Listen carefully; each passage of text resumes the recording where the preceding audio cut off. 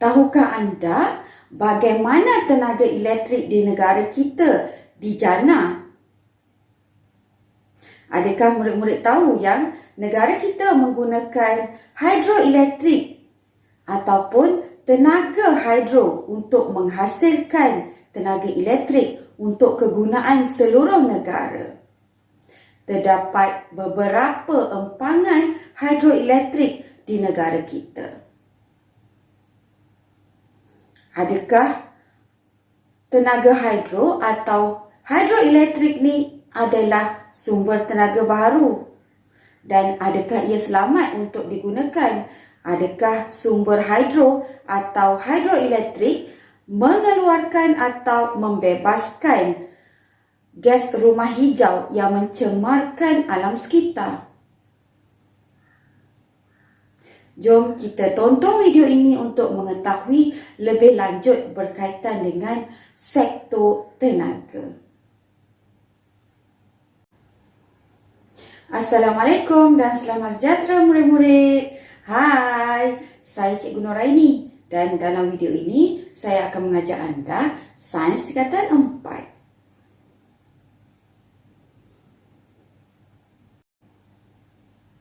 Dalam video ini kita masih lagi dalam bidang pembelajaran 4 iaitu teknologi hijau dalam melestarikan alam.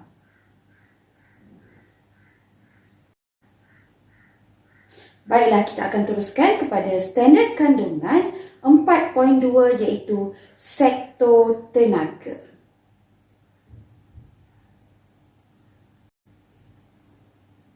Standard pembelajaran untuk video kali ini adalah seperti berikut. Yang pertama, nak memerihalkan isu sosio-saintifik. Yang kedua, nak menerangkan isu sosio-saintifik dalam sektor tenaga.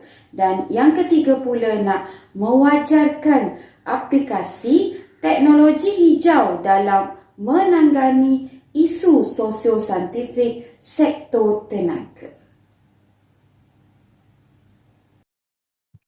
Kadar pertambahan penduduk yang pesat menyebabkan berlakunya peningkatan dalam segala keperluan hidup. Perkara ini telah memberikan kesan secara langsung terhadap alam sekitar dan alam semula jadi sehingga berlaku pelbagai isu sosio-saintifik. Apa itu isu sosio-saintifik?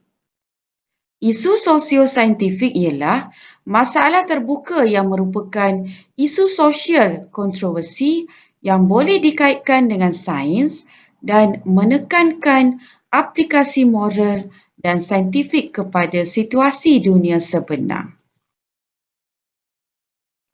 Antara isu sosio-saintifik yang berkaitan dengan alam sekitar adalah seperti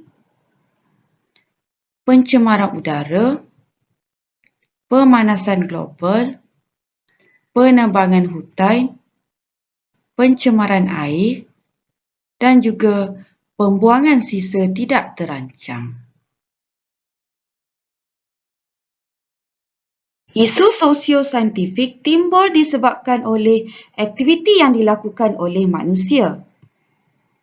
Kesan daripada aktiviti-aktiviti manusia menyebabkan fenomena perubahan iklim akibat pembebasan gas rumah hijau.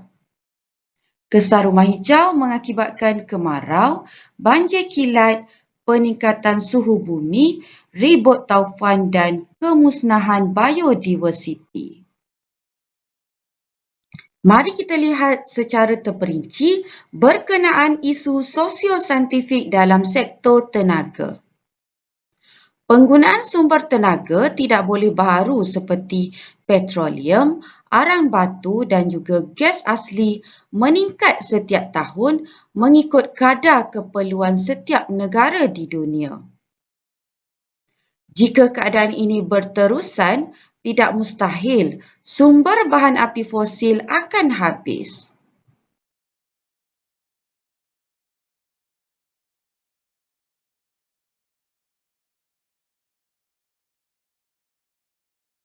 Pembakaran sumber bahan api fosil menghasilkan gas rumah hijau seperti karbon dioksida yang banyak dan hal ini menyebabkan berlakunya pemanasan global yang semakin kritikal.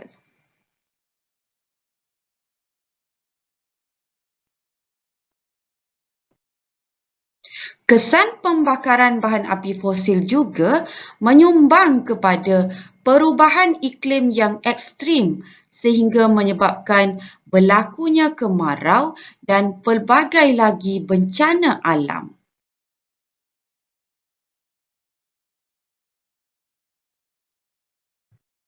Sektor tenaga menitik beratkan beberapa perkara, memandangkan sektor ini merupakan sektor yang paling utama dalam teknologi hijau. Dua perkara yang dititik beratkan teknologi hijau bagi menanggani isu sosio-saintifik berkaitan dengan sektor tenaga ialah cara tenaga itu dijanakan atau dibekalkan dan juga kecekapan penggunaan dan agihan tenaga yang dihasilkan. Mari kita lihat beberapa contoh tenaga boleh baharu yang boleh dibangunkan untuk menggantikan penggunaan bahan api fosil. Yang pertama adalah sumber tenaga hidro. Sumber tenaga hidro merupakan sumber tenaga boleh baharu yang kini menjadi antara sumber tenaga utama dunia untuk penjanaan tenaga elektrik. Ini adalah contoh bagi empangan untuk tenaga hidro.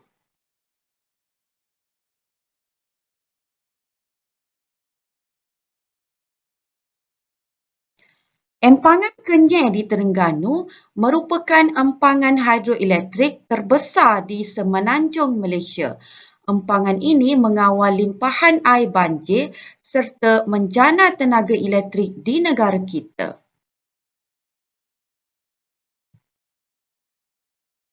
Seterusnya, kita lihat sumber tenaga angin. Sumber tenaga angin merupakan sumber tenaga bersih yang boleh menggantikan penggunaan sumber bahan api fosil pada masa hadapan. Ini adalah contoh kincir angin untuk menghasilkan tenaga elektrik daripada sumber tenaga angin. Seterusnya, kita lihat sumber tenaga solar. Sumber tenaga solar merupakan sumber tenaga boleh baharu yang berpotensi dibangunkan memandangkan Malaysia menerima cahaya matahari yang mencukupi sepanjang tahun. Ini adalah contoh bagaimana sumber tenaga suria atau solar digunakan untuk menghasilkan tenaga elektrik. Sekarang mari kita lihat pula sumber tenaga geoterma. Sumber tenaga geoterma menjadi tenaga alternatif yang sesuai menggantikan penggunaan bahan api fosil. Namun, faktor geografi yang sesuai menjadi keutamaan sumber ini. Ini adalah contoh bagi aplikasi sumber tenaga geoterma. Air panas akan disedut keluar dan steam panas tadi akan menggerakkan turbin dan seterusnya menjanakan tenaga elektrik. Kemudian, steam panas ini akan disejukkan dan kembali ke dalam tanah. Kenapa agaknya aplikasi teknologi hijau menggalakkan penggunaan tenaga sumber baharu? Berdasarkan teknologi hijau, dengan memperkasakan penggunaan tenaga boleh baharu ini dapat mengurangkan kandungan gas karbon dioksida di dalam udara. Hal ini secara langsung dapat mengurangkan kesan rumah hijau dan juga perubahan iklim yang membawa kepada masalah isu sosio-saintifik.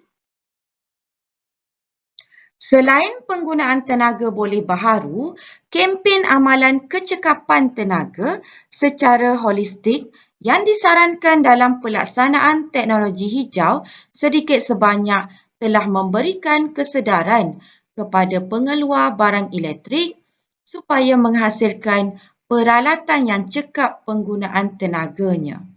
Selain itu, pengguna juga disarankan supaya berjimat cermat dalam penggunaan tenaga elektrik. Antaranya seperti menutup suis peralatan elektrik apabila tidak digunakan, menetapkan suhu penyaman udara di rumah dan pejabat pada 24 hingga 25 darjah Celsius serta menggunakan peralatan elektrik cekap tenaga. Sekarang mari kita lihat soalan uji minda.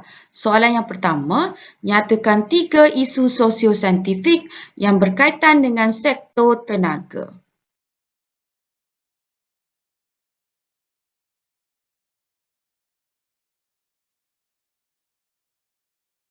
Jawapannya adalah peningkatan penggunaan bahan api fosil yang semakin serius, berlaku perubahan iklim yang ekstrim dan juga peningkatan penghasilan gas rumah hijau. Soalan yang kedua, apakah langkah-langkah yang perlu diambil bagi menjimatkan penggunaan tenaga?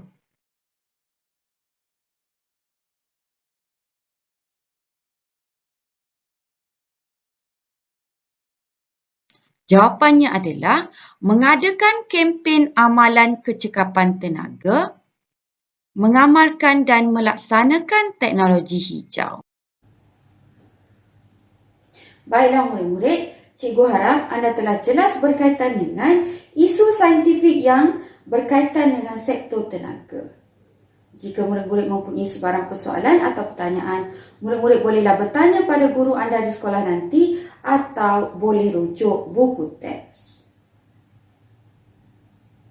Baiklah, kita telah sampai ke penghujung video. Cikgu harap anda telah subscribe channel cikgu, channel Noraini Gamin. Semoga kita akan berjumpa lagi untuk video yang akan datang. Bye!